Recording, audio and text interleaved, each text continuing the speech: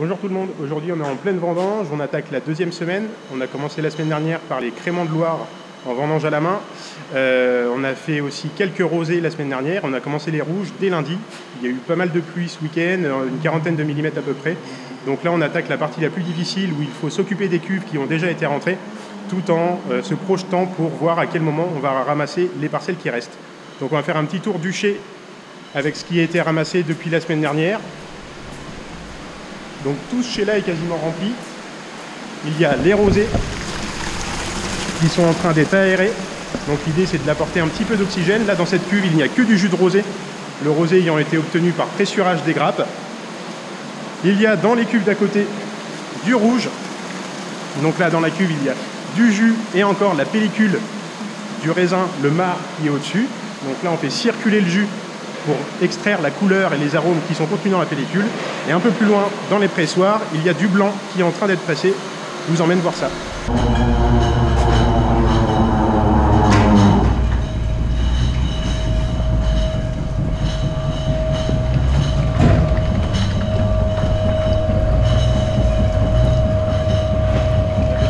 Donc ce pressoir a été rempli avec de la vendange de chenin blanc, qui est un cépage blanc du Val-de-Loire, mais qui n'est pas autorisé à Bourgueil. On peut faire que du rouge et du rosé avec du Cabernet Franc.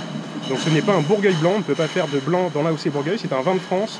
On a décidé de replanter quelques parcelles de chenin, un cépage qui était historiquement présent à Bourgueil, mais qui a été oublié depuis une centaine d'années. Donc on est plusieurs viticulteurs à replanter du blanc pour avoir la gamme complète, rosé, blanc et rouge. Et on espère qu'à moyen ou long terme, on puisse faire du Bourgueil blanc avec du chenin, ce qui n'est pas encore le cas. Donc là, le pressoir est rempli, il y a deux plateaux qui pressent le jus, qui va couler dans la mée en dessous, et ensuite, le jus va couler dans une cuve souterraine, juste derrière,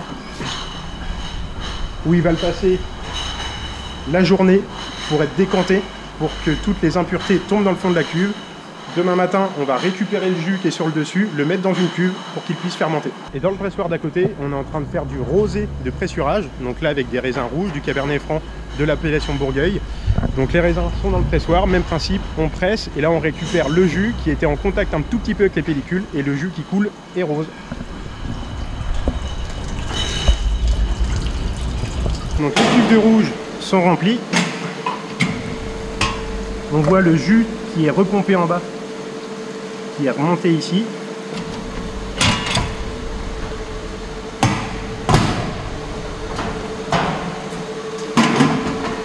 Et une fois que ce travail de remontage est fait, on voit les pellicules de raisin. On va aller faire un tour sur les cuves de rosé. Vous allez voir qu'il n'y a plus de pellicule, il n'y a plus de grains de raisin. Il y a seulement le jus qui a été en contact avec la pellicule que le temps du pressurage.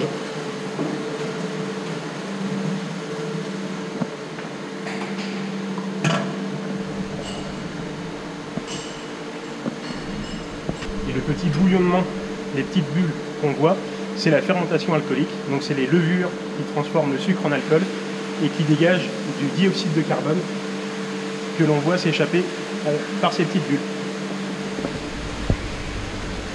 On profite aussi des remontages pour prendre des échantillons de chaque cuve.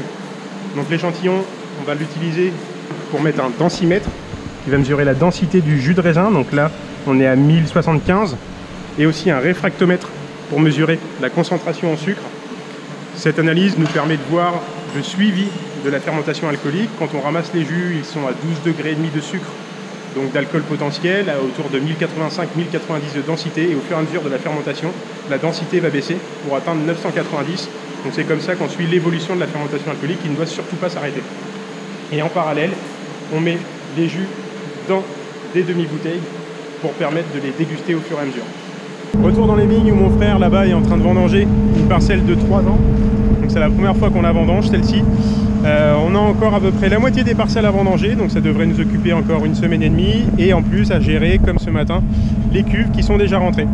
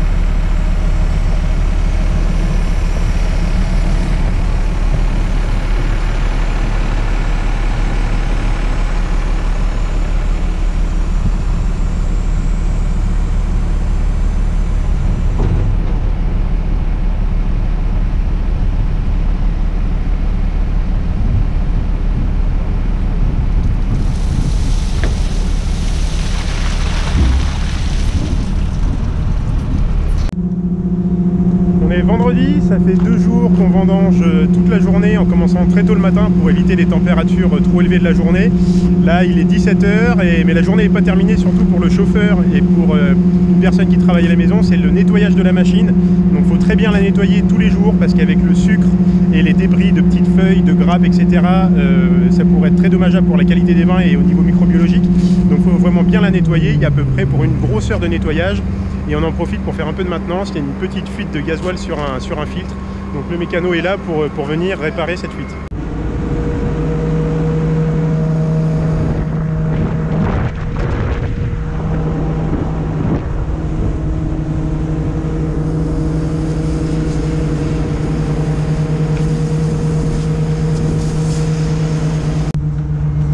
Et il faut toujours être au moins 2 personnes pour nettoyer. Déjà parce que c'est beaucoup plus pratique pour lever les bacs, l'air descendre pendant que quelqu'un nettoie, et surtout par question de sécurité, parce que pour nettoyer, la personne est obligée de vraiment aller au plus près des norias, donc des paniers qui tournent, et de l'engrenage qui l'entraîne, donc c'est assez dangereux, donc il faut toujours quelqu'un prêt à arrêter la machine si jamais il y a un souci, donc c'est pour ça qu'il y a toujours au moins 2 personnes.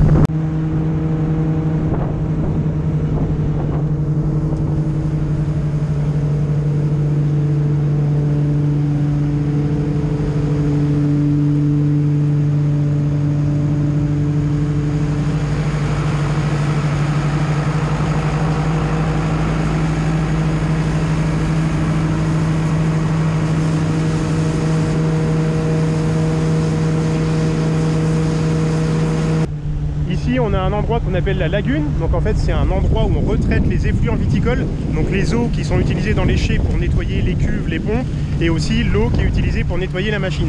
C'est une obligation légale de retraiter ces eaux-là parce qu'elles contiennent beaucoup de sucre et de matière organique. Donc là c'est une cumasse et plusieurs viticulteurs qui se sont associés pour pouvoir mettre ceci en place. Vous voyez derrière moi la grosse citerne qui va récupérer les effluents chez les viticulteurs qui sont adhérents à la CUMA. Et ensuite l'eau est redistribuée dans 2 grands bassins qui sont juste ici, peuvent contenir plusieurs milliers de mètres cubes. L'eau est oxygénée pour dégrader le sucre grâce à des micro-organismes, enlever la matière organique, et après un cycle de plusieurs aérations, l'eau est utilisée pour irriguer des maïs qui sont juste derrière. Donc ça c'est un outil collectif qui a été mis en place il y a une quinzaine d'années, et c'est vraiment un bel outil et ce serait impossible de le faire sur une installation individuelle.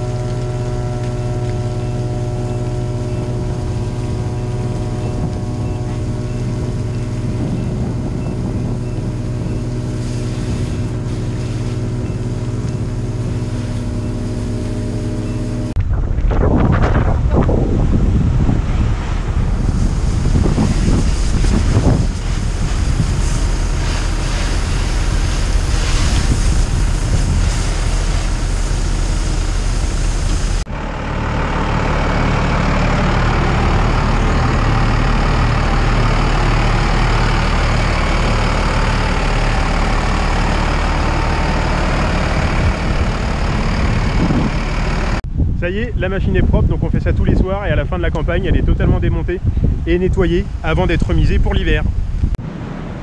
Au chai, la dernière benne de la journée est en train d'être passée à l'égrappoir et à la table de tri. Donc demain on est samedi, pas de vendange, on reprend dès lundi et normalement mardi soir ça devrait être terminé. Pour ceux qui suivent la chaîne agricole de David Forge, on félicite d'ailleurs pour les 100 000 abonnés. Vous avez déjà vu dans la vidéo quand il était venu l'année dernière le fonctionnement de l'égrappoir. Donc la vendange tombe ici. Là on sépare le grain de la rafle, donc la structure verte. Les grains tombent ici sur la table de tri. Et sur les petits rouleaux, il y a seulement les baies qui vont tomber dans la pompe à marche pour être amenées dans les cuves. Et à la sortie, on a les rafles.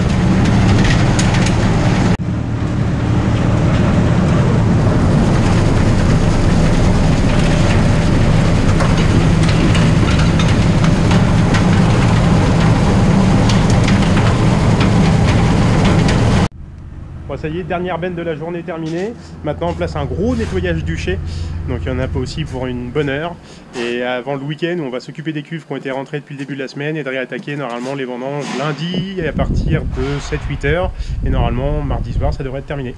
Merci d'avoir regardé la vidéo et à bientôt.